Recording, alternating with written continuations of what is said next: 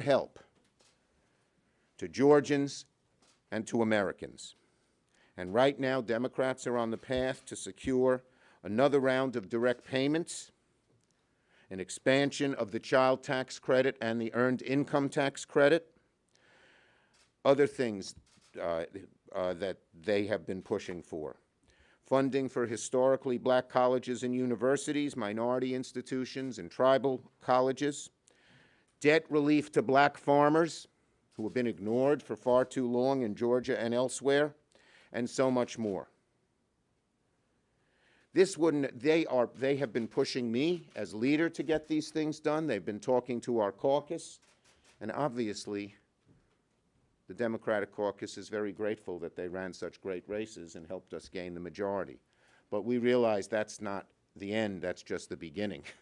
Getting things done is the real reason that people elected them and what we must do.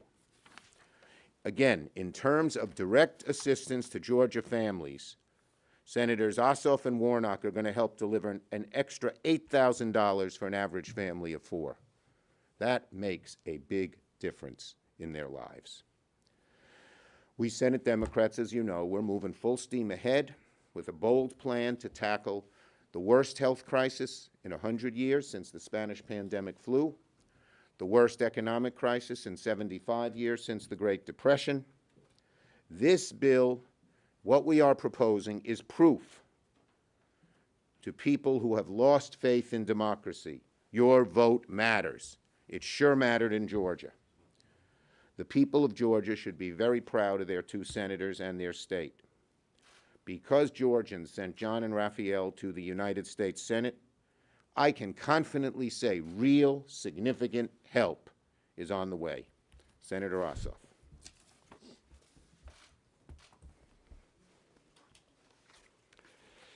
Thank you, Leader Schumer.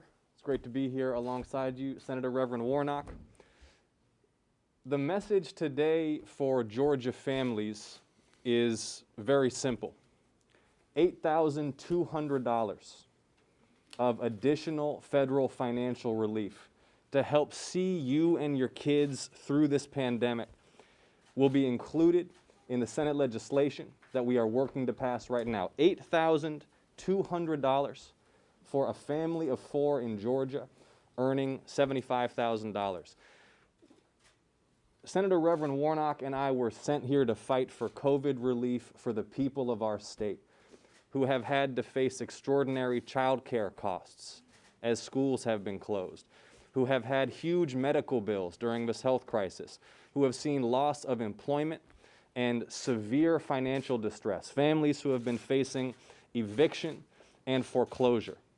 We came here to deliver help for the people of Georgia. And working with Leader Schumer and colleagues, Senator Reverend Warnock and I are here to inform the people of Georgia that we are working to advance this legislation, which will deliver $8,200 in additional federal relief in coming months for an average working family of 4 in the state of Georgia. We are working tirelessly to ensure that there are additional funds for Medicaid expansion for the people of Georgia. Our state thus far has refused to expand Medicaid, and we are working to secure additional funding for the expansion of Medicaid in Georgia, as well as Leader Schumer mentioned, significant additional resources for historically black colleges and universities. So once again, $8,200 for a working family of 4 in the state of Georgia to bridge this period of great distress and suffering while we ramp up vaccines and the public health response. Thank you, Leader Schumer. Senator Reverend Warnock. Thank you so very much. I'm glad to be here with Leader Schumer and with Senator Ossoff. I love the sound of that. To talk about the urgency of getting this relief bill passed for the people back home in Georgia and all across this country. I want to say that I'm so proud of the people of the state of Georgia in this defining moment in American history for sending John and me to the United States Senate. But they sent us with a mandate to address the devastation of this public health crisis for our state and our country, and we intend to live up to that promise. The people of Georgia are the ones who helped to make this robust relief possible. In a real sense, they stood up not only for that state, but for the country. And now it's up to the Congress to deliver. And that's why our top priorities are getting the vaccine distributed in our state and delivering the relief and assistance Georgians need to get on their feet through this tough time. This is one moment in which it's very clear that public policy is quite literally a matter of life and death. And so it's clear that Congress needs to take bold action to help Georgians and Americans respond to a once-in-a-century pandemic that's created an economic turndown, the likes of which we haven't seen in 75 years. And we do that by passing this $1.9 trillion relief proposal. And when we do that, here are the things that we bring home for the people of Georgia. $20 billion in vaccine procurement, distribution, and outreach so we can address the health of our citizens and our economy. $20 billion for the whole country. And then just for Georgia, nearly $2 billion to incentivize our state to finally expand Medicaid. And I want to emphasize that point because many of us have been fighting for the expansion of Medicaid for years. Folks here in the Congress have been trying to get states like Georgia to expand Medicaid. I literally got arrested in an act of civil disobedience, trying to get our state to do the right thing. I came here to this Capitol as an activist in 2017, standing up when they were cutting the children's health care program in order to give a $2 trillion tax cut to the richest of the rich. And so now we can finally get Georgia to expand Medicaid by providing nearly $2 billion. It covers the cost of expanding Medicaid in Georgia and then some. And that would not have happened were it not for the fact that the people of Georgia stood up and sent us to the Senate.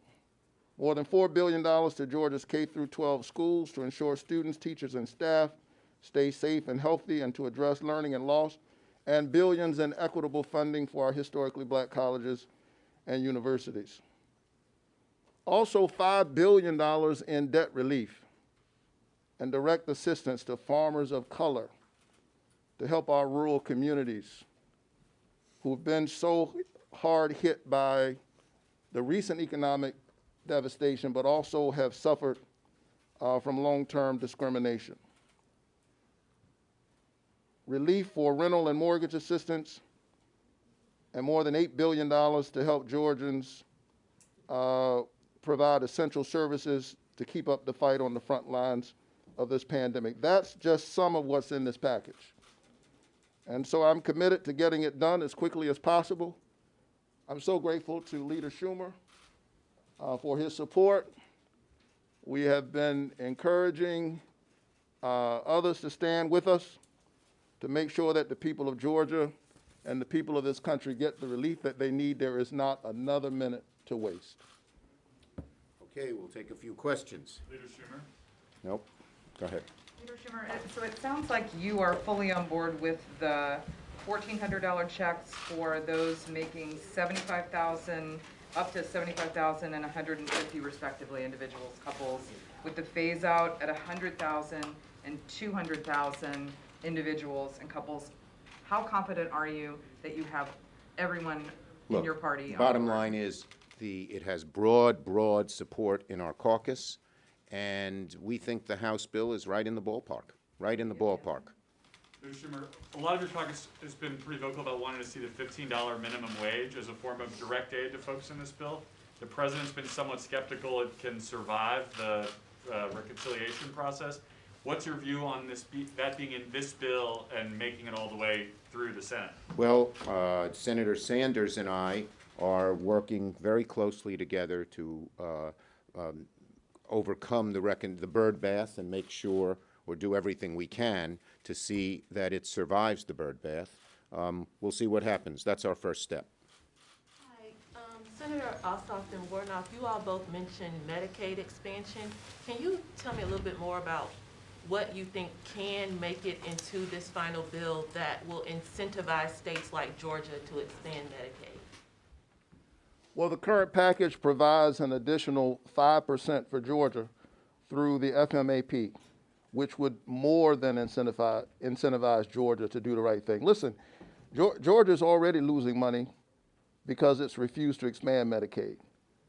And politicians have been playing games around this for years. But now with this additional 5% through the FMAP, we more than provide adequate support for Georgia to do the right thing. Yes. I'm going to ask, is the trial slowing you guys down at all in delivering relief? And then on that, are the House impeachment managers changing any of the GOP colleagues' minds? On question one, no, it is not. As we promised, you know, when I first became majority leader, they said, you have 3 big tasks: President's cabinet, impeachment, COVID. We are on track with all 3. This week we affirmed 2 more of the President's nominees. The impeachment trial moves forward at a good pace. And our committees, as we speak, both in the House and Senate, are working on bold COVID relief that the American people need. So no, it is not slowing us down. Look, yesterday's testimony and presentations, actually not testimony, but presentations, were extremely powerful, gut-wrenching when you saw what happened. And a lot of people didn't see it up close, particularly a lot of I had never seen myself in that tape that they showed. I didn't know they had it till I saw it. And so I'm hopeful it will change minds. It's hard to look at that and not see the gravity of what happened. Schumer, after yesterday's testimony, do you see the need to bring in outside witnesses? That will be, we have given the House managers a free hand.